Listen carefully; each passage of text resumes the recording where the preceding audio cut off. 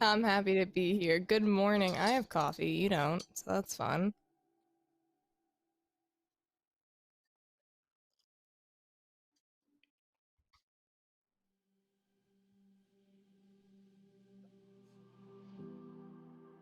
Thank you for having me.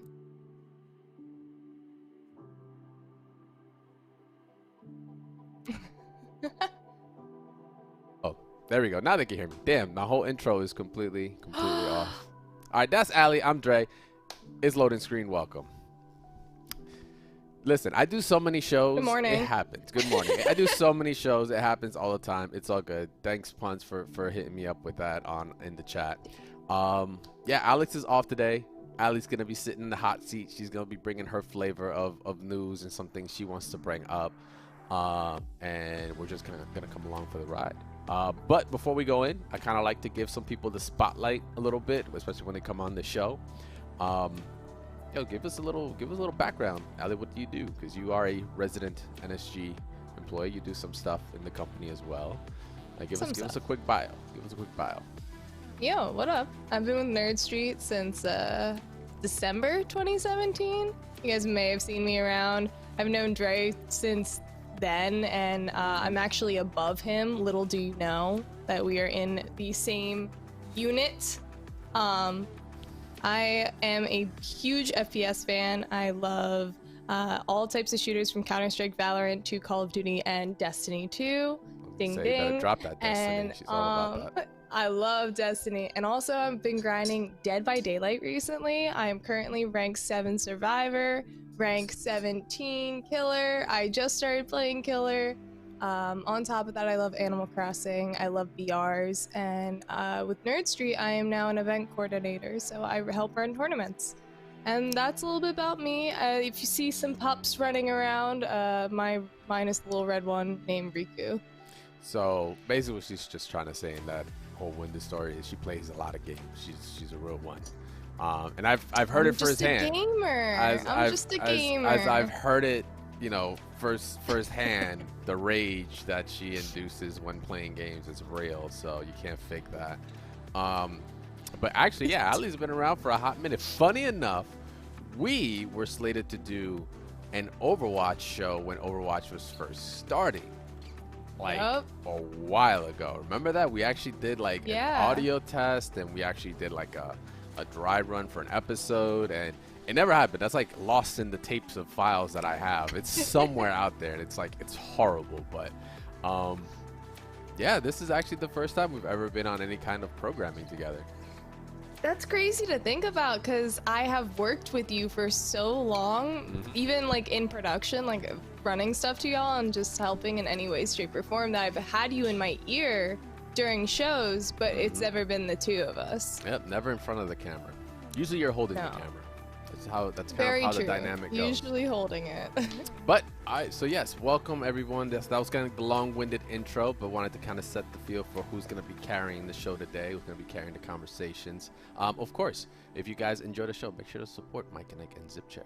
Give us some love to our sponsors, because they are always supporting us, not only in this show, but in many of the other shows that we do here at NSG. So we're actually just going to get started right into it. One of the things that came across me this week was that I did not even know was still happening. So Metal Gear Solid is a franchise very near and dear to my heart. Because I was in that group when it first dropped. It blew my freaking mind as a kid. Couldn't believe it was a game. So since then, Hollywood has tried it's gotten close, but it's in limbo. It's tried to create a movie franchise out of it, and when the game is as complicated and the story is as convoluted as Metal Gear is, it's tough, right? Because Hollywood doesn't want to take chances; they just want to make money. So if you didn't know, Jordan Von Roberts, who's been in the works of doing a Metal Gear Solid movie for 6 years, which I didn't know was going on for 6 years. 6 years? Yeah, this is the Cowboy Bebop of movies as well. Cowboy Bebop has been in production hell for I don't know however long. But yeah, Metal Gear Solid has also been in production hell for pre-production hell for so long. 6 years, and he's still looking to do it. But things like COVID-19 has kind of obviously changed the industry and as to what studios are doing and how you're able to produce and actually start filming. It's looking more likely that there's a cartoon in the works. And when I mean cartoon, I mean an animated movie of some type. Because it's safer somewhat. Like, you know, you can do that remotely. You don't have to be in person. You don't have to worry about an entire camera crew to deal with, stuff like that, versus, you know, animators that can have studios or remote studios you can outsource stuff to. My main thing is, you know, Metal Gear has a very distinct style, right? Yoji Shinkawa, you know, he's the guy that has spearheaded all of Kojima's projects when it comes to artwork, your Zone of the Enders, your Death Strandings, your every Metal Gear. So to kind of translate that into some sort of animated cartoon, like the only time they've ever done it was I feel like I'm showing my age here, and it's kind of horrible that I'm showing my age doing that. Like a PSP. Do you remember the original OG PSP, like with the UMDs? Yes. Okay. I'm not that baby. I know you're not that man. baby, but the reason I say it is because like Metal Gear had a graphic novel. It was a game. Oh, but it was a graphic so cool. novel, and it was the only other, not the only other time, but like the only time I saw that outside of Shinkawa's style, even though it still took liberties in it, it was the entire like Metal Gear 1 and 2 in little UMD form discs, and it was just movies that you could watch in this little ass, you know, PlayStation screen. And that was awesome. But to turn that into a series, a possible series, I feel like it's a little tough. But what really brought to light was the fact that this movie's been going on for 6 years. Like, are you a Metal Gear fan at all? No, I've never played a Metal Gear Solid game at all. But I know a bit about the games because of how like groundbreaking and, you know, solidified in the industry they are, and how beloved they are by a lot of people. But I myself, I don't even think I've ever played a Konami like story game, Kojima story game ever. Okay, cool. Now that I think of it, like, as I never played Death Stranding, I never played any of the Metal Gear Solids, none of the Silent Hill, never played PT, none of that. Okay, cool. Well, guys, this is the last time you're gonna see Allie, just so you guys know. I'm sorry. I love Kingdom Hearts. Leave me alone. You have not played a Metal Gear Solid game. Disclaimer. I'm looking for a new host for next week's show, just so you guys know. I didn't have a PSP. My brother hogged the PSP. Oh, okay. So I had the Game Boy Advance. So I played all Nintendo games growing up. And on top of that, I wasn't really interested in games like Metal Gear Solid until I've gotten older. Because as a kid, I kind of wanted to play things that were more, you know, fantasy, or just more very fantasy driven. I was really into games like Kingdom Hearts, like the Final Fantasy series, like Skyrim, like now The Witcher. And I remember this game called Cameo on Xbox that I used to play. That was all, like, Cameo elements. No, it was Cameo. Well, the elements, the different elements. You're right. It was called Cameo because that was her name. I thought it was Cameo. And it was the Xbox 360 exclusive on launch, and it was. Yeah, I remember. I remember like, seeing that and going like, "Yo, that game looks pretty sick." But like, it didn't age well. I didn't have. But at the time, it was great. Okay. So I don't have this experience or this tie to Metal Gear Solid because those games kind of they just came across really boyish to me, and I was trying to play more feminine games because I wanted female representation in games. So like Tomb Raider, Skyrim, I could be a woman, so on and so forth. I kind of didn't really know about Metal Gear Solid until I was in, like, I want to say college. Wow. But I still think it's like cool. Last week, right? You're a jerk. I still think it's really cool that they're trying to make such a complex story into a live action or an animated film. It's tough, man, because also it's just the attention span, right? Like, people just like it's because the writing needs to be so good that it needs to bypass like any kind of bad attention span you know, your viewer's gonna have, right? If it's so dense in story, it might get too boring, and then it's like whatever. And Metal Gear has been known, like, you know, look at like Metal Gear Solid 4, where it was like 90% cutscenes. It's like, it was rough. It was rough. It was a lot of information to take in for someone that might not even know the game or might not know the series. So, you know, to expect an animated series or a movie to do that within 2 hours, I could not see anyone cramming 2 hours into a Metal Gear story in 2 hours. Like, for like a feature film. Like, good luck. Good luck. Yeah, I agree. I think a mini-series, think like Chernobyl from HBO, mini-series style. I think that would be a better format for it. That could work. That could work. But yeah, so this just caught me out of left field because I just completely forgot. As much of a super fan as I am, I didn't know it was like even potentially in the works still. So, but yeah, so besides Metal Gear, we've got other announcements that are happening this week. One that Ali brought up, which is awesome, is the Crucible. Me and Alex talked about this, I think the week before it launched, or even might have been the day before it launched. So just so you know, this show has a curse of like, we cover something and either within the hour or within the day, it already progresses. Like it's just horrible timing. But anyway, for those that don't know, the Crucible was Amazon's entry into like the game industry with, it was a MOBA, right? Third-person MOBA. Yeah, it was a third-person MOBA. Yeah, very similar to Smite. But apparently it's not doing hot. Yeah, so I had the pleasure of hearing about this game at PAX East, and I was really excited. I saw some gameplay of it, and I was like, this looks like, kind of got Monster Hunter vibes from it a little bit. And when I started playing the game, and I played it for about a week, I gave this game a good try. Give it the good old college try. The good old college try, man. I played this for about a week and discovered that the issues with the game weren't necessarily the gameplay. It was one highly overshadowed by Valorant. This game came out at the same time Valorant did, and I'm sorry, it was right when Valorant beta was about to end and the full game was gonna drop for Valorant. Let me rephrase that. So people were so enveloped in Valorant that no one was really interested in another Smite. Smite doesn't even have the biggest following in the first place. Crucible just felt like very casual. There were a lot of latency and connectivity issues and network issues in general. Like, we would load into a game and immediately get booted out, or we would take like 5 to 10 minutes to find a queue sometimes. And well, as you can tell now, the issue with that is that as of, I think, when they wrote the story, Polygon wrote the story on the 30th, so 2 days ago, only 150 people were playing. Ooh. And it only peaked at 10K players in the first place. And they already had like in-game store purchases, like cosmetics and stuff. And I put about $5 into this game for a skin. So now it's like, it's $5. Okay, well, there goes my $5. I ain't getting that back, because this is the first time that now Crucible is being removed from open access, early access. Is going into closed beta after being open. They're reworking the script on it pretty hard.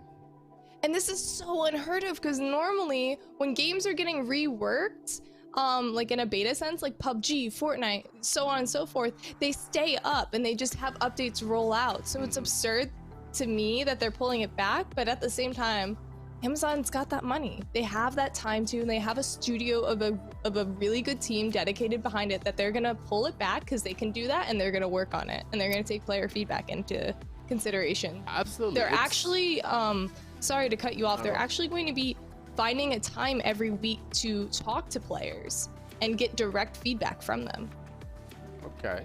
It's not the first time I've heard of a game releasing, and not in this shorter period, this is the first, but it's not the first time I've heard of a game going full release to then be pulled back and retooled and kind of like rise from the ashes. The first one that always comes to mind that has done it well into incredible success is a little known game of Final Fantasy 14, which always seems to show up on this show somehow. But yeah, remember 14, dropped at 1.0, and it was a cluster. Like, there was, if you ever get a chance, go watch the documentary on it.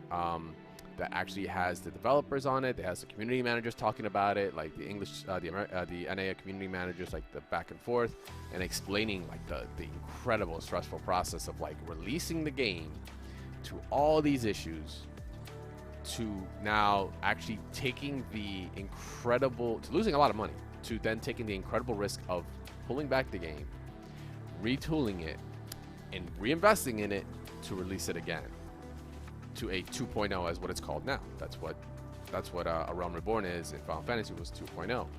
And the reason I bring it up is because I'm seeing similar verbiage being used. While games often go dark with little to no updates, even as developers try to set them to 2.0, it's extremely rare that a game gets closed completely while it's reworked.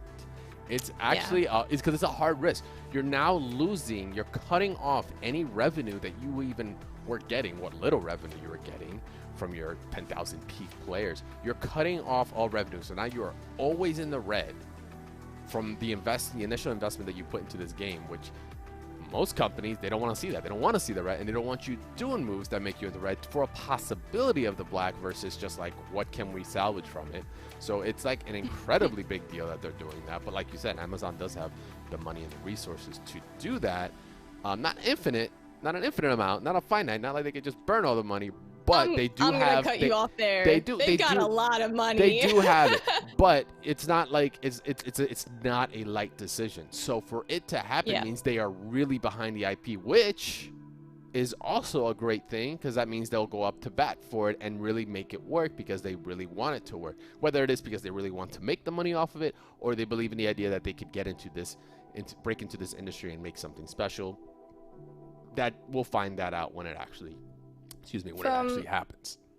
From some other people within the community and industry, I've heard that this game has been getting worked and reworked for about 2 years. I think the first time this was brought up was either TwitchCon 2018 or 2019 at this point. I think it was 2018 or PAX 2018 was when I think the people that told me had first seen this game and develop it, and it was an extremely closed playtest, and the people who played it were like not fans of it. And then they didn't have a public playtest at PAX. They didn't have at PAX 2020, and I didn't know anything about this game except for, something someone told me at a dinner table. It was like, hey, this game is going to be coming out in a few months, and I was like, oh, I'm really excited to play that. I saw the gameplay, and then when it came to this time and I saw it, I was like, really excited for it, and then really let down within a 5-day span. I thought it was going to be really fun and something super, like my friend group, who we are hardcore grinders when it comes to Valorant, Counter-Strike, even Brawlhalla. We hop on Brawlhalla now here and there. And they've started grinding through Destiny with me as well. We're not okay with how just lackluster it felt. Yeah. Some characters were really cool though. The character's design was really cool. I'll give Amazon that. I fell in love with the players they created because of how diverse they were and how cool they looked. Like there was a flame, you can see Summer, the flamethrower chick right there in that picture.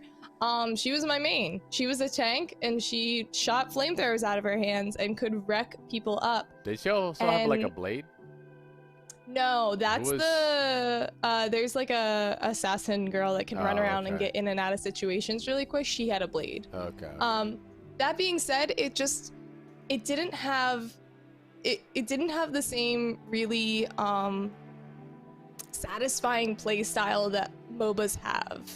It had like it felt like a Destiny strike the entire time I was playing it, and for anyone who plays Destiny or knows Destiny, Destiny strikes aren't the craziest things unless you're playing like the highest level of the ordeal. But it was just like I couldn't get that image out of my head. It felt like I was just playing against bots, and I don't know if I was just a really experienced player, but the people that we kept getting matched up against, it was not a good competitive scene for at least like past day 3. Well, at this point now, if we're actually kind of past things. I just looked at the thing. We had until noon yesterday. You could have downloaded the game on Steam before it was closed to new players. So if you got it, you're in for the ride. That's cool. If you don't, you can still, if you're interested, you can still sign up for it at playcrucible.com. While the game is closed, the development team will like I said, improve the actual gameplay as it's already been outlined before. And hopefully, we'll see. They'll take.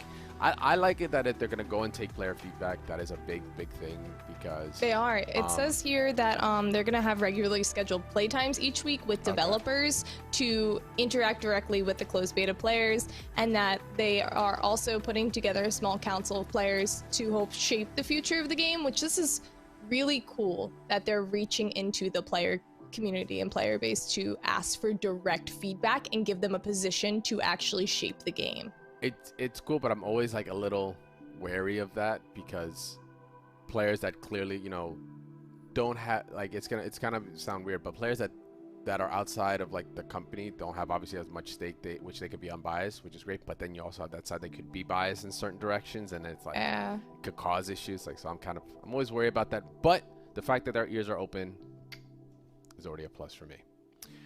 So with that, we do have some developer updates that are happening. So Devolver Digital is one of my all-time favorite developers. Honestly, I met them years ago. I met the team like years ago at a PAX Prime at the time. Right when, I think even before Broforce had just been like announced. So yeah, they, you know, Serious Sam series, Broforce, Hotline Miami, that pigeon dating sim, just some of the few. Ronin. I reviewed some of their games too, like back in the day when I used to review games. It was awesome. I love it because they always do just some crazy stuff as developers. They have a direct on the 11th. That's going to be at 12 Pacific time. That's 3 o'clock on Eastern Standard Time. That they're just going to have some game reveals for this year. So I'm actually pretty stoked. It's going to be on their Twitch. And yeah, kind of just want to put an APB out for anyone that wants to see some really sick games. Some awesome gameplay. That's the one thing I give them. Like, the games tend to be very unique in their style. Like, they're like, to really just, they can live on their own. Yeah, they're just awesome. So I kind of wanted to put it out there. Devolver Digital, July 11th at 3 o'clock Eastern Standard, 12 Pacific on Twitch. Make sure to go check them out. I will be there. I will be in the chat. I will be memeing it up. Probably trolling it up. Before you continue, I want to say that, so I was at PAX East 2020 this year, where I got to see some of the games that I think are going to be announced on that direct. If you like monster crawlers, I think there's going to be a game that is going to interest you, and I'm sad that the name is slipping me right now, but it was like a 16-bit pixel platformer where you were a monster that you had to absorb and eat everyone, and I'm just gonna leave it at that. But it I love Devolver. Their booth was also crazy cool. Yeah, it's always I'm excited funky for this. Yeah, so I can't It's always wait to got see that vibe to it. Yeah, Enter the Gungeon was so fun.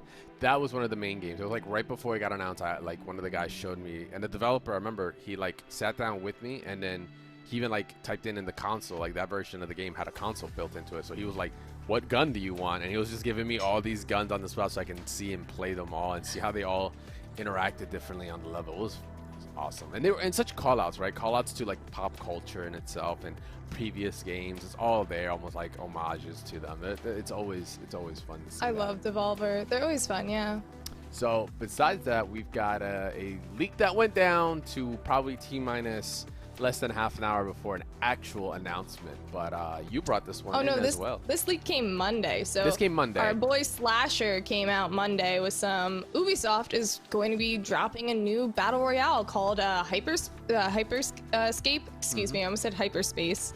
From what we see, it's very like, you know, cyberpunk sci-fi kind of feel. And that as we're speaking about it, they put a post out on their social media account that at 11 a.m. they put out a post in 1 hour. There's going to be some news of some sort, whether we're getting a trailer or something. But all I have to say is I've played Siege, I've played Assassin's Creed, Just Dance. I have been playing Ubisoft games my entire life, and I'm excited to see a BR from them. From someone who has personal BR fatigue, I don't have the highest expectations. A BR.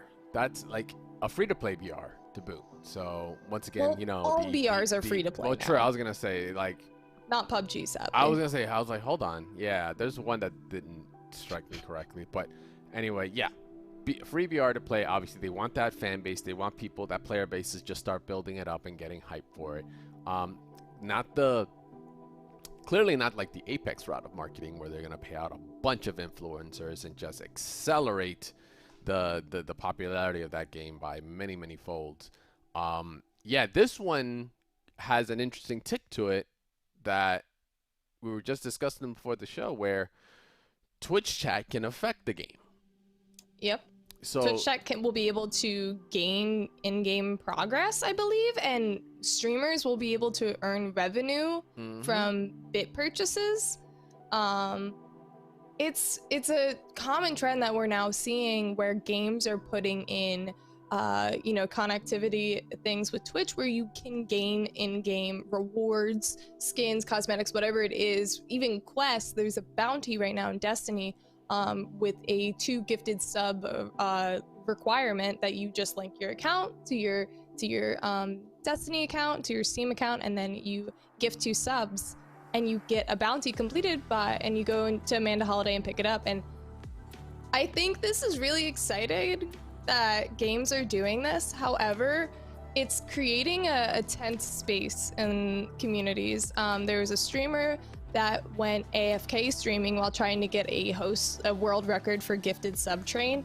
And I looked up to the streamer a lot, and I was really disappointed to see them, kind of ride out the wave that they were on so they could leave and take a nap after they'd been streaming for over 25 hours for this revenue gain.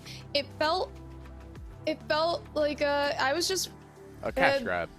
I was disappointed. Yeah, I was really disappointed in this individual. They did come out and say, that's why I'm not naming their name, that they admit their fault. They were wrong, and they're sorry that they affected this community the way they did. Because the Destiny community is very close, very tight-knit, and when the big people in the Destiny community are live, a lot of the smaller people can't really grow. So what he was doing for that time was he was taking viewers and money away from those people. But now we're gonna see another extension of that. Yeah, I was gonna say, now we're gonna see. That's the thing that came to my mind when I read it. I was like, wow, that's cool. Whatever small communities can build from it, but those that like really profit from this, and not saying profit because that's the word, but those that are really gonna benefit, there we go, we'll go with that, from this are the higher, the 1%ers and such in the streams that can get like all the viewers to subscribe and or do the renews and affect the game in some way. It makes it a little more, it sounds horrible because like what happens if you don't have a community or people to subscribe and to do this to like affect the game? Like, will the game itself just like hold water, right? Will it just be good by itself? Or, I mean, I highly doubt they would go that route, because that's an easy equation to failure, because you're only catering to a certain kind of size of Twitch streamers. But I haven't seen, like, I don't know if it was the league only had like just showing. There's been no gameplay being shown yet. Nope. I believe there is some kind of gameplay, or we're going to be seeing that today. I've seen screenshots, and we've seen the really cool concept art here, which the design's fire. I'm a huge fan of this design. A big sci-fi fan, big, kind of anime vibes fan, but also the first picture that you had up with the 3 different characters in it just immediately brings me back to when I'm looking at that Warlock Hunter Titan, just more Destiny stuff. I'm so sorry. It's just on my brain today. All you see. However, it does look like this is not getting, like, the thing with Destiny is it's a bounty. You get a reward from completing this bounty. In this game, it's more like you have the ability to open your party to subscribers only, which, like, that's not giving you a leg up or down in the game. That's just like, a new party integration feature. Yeah. And the same with the in extension bit purchases. It just looks like the streamers is getting a revenue share from that. So who knows what else Ubisoft is going to include in this game for revenue inspired kind of integration. That's what I'm trying to say. Revenue integration for streamers. But right now it looks like it's just Twitch integration on top of the in extension bit purchase. It's not giving anyone a leg up in the actual game is what I'm trying to say. Sorry. Kind of did a loop there, but so funny enough, the more I look at it does kind of still come back to like the Apex marketing of taking, you're gonna take influence. I don't want to say Apex specifically. It's just that Apex was the last one I could think of that did it that way, that was successful in my eyes. You're gonna have a lot of influencers, a lot of YouTube. Yeah, Valorant too.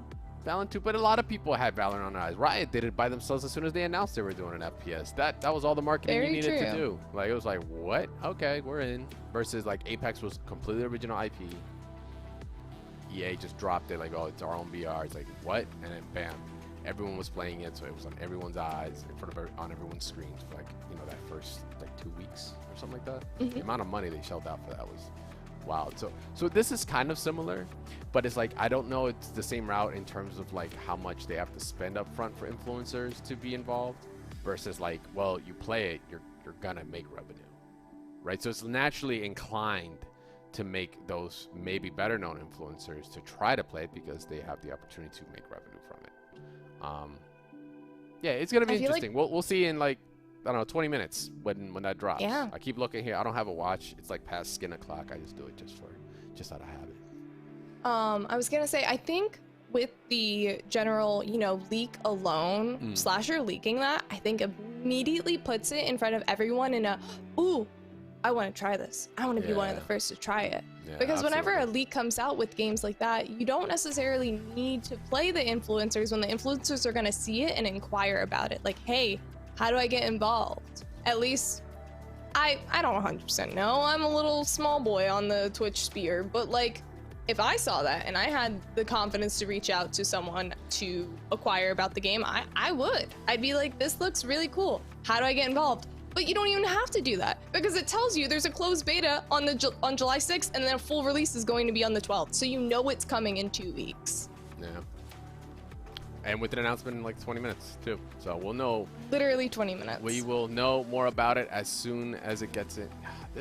Do you think we're going to have a curse this time? Do you think we just cursed Hyperscape? I don't know. We'll see. You guys can find out because I'll tweet it. I'll have our social media tweet something out and on Nerd Street Gamers on Twitter and see if it was cursed. Confirmed or not. We'll find out. But regardless, your loading is done. Your day is queued up. Thank you very much for hanging out. Ali, thank you very much for sitting on the chair on the hot spot and holding it down as much as Alex does here. You did a great job. Thank you very much for coming. Can we go host him? He's live right now. Is he? No. Yeah. I was hosting the Nerd Street page and I saw he was live because I was hosting him. Hold up. We're about to do this live and about to take a peek at this boy. Do it. Well, he might curse, but do it. He's actually live. That's so... Nah. Well, it's fine. He's off. He's off. He's off today. It's all on vacation. Good. Yeah, as much as this is fun, this is all technically work time.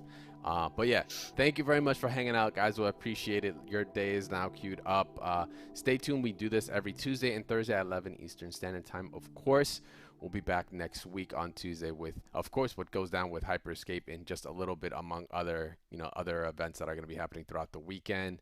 But yeah, for today's episode, I'm Crash, aka Dre. This is Ali, aka Aloe. Thanks a lot for hanging out, and we'll see you guys next week. Later.